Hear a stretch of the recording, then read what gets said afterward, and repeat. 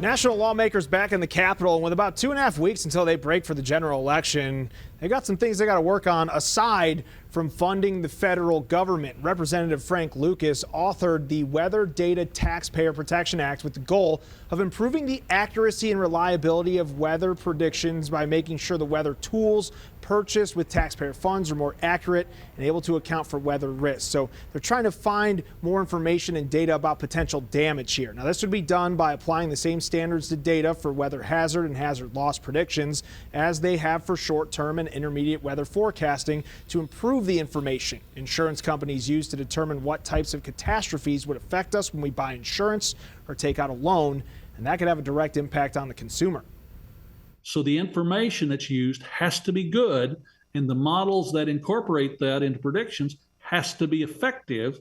Otherwise, we all pay more than we should for things like insurance, and that's not good for the economy. Lucas also authored a bill to reauthorize NASA with the goal of getting back to the moon and also to Mars. Lucas says it's imperative for an open world government like the United States to control the moon and potential resources on it, as opposed to letting what he calls a totalitarian government control the area and manage the off-world in their standard. This is not like the Russians when I was a little kid, the race to see who could plant a flag on the moon first.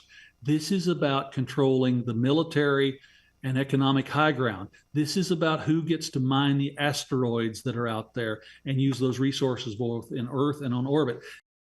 The reauthorization is a 5-year bill to spell out to NASA where to apply some resources with the goal of getting back to the moon, to Mars, and potentially build a practical space station around the moon.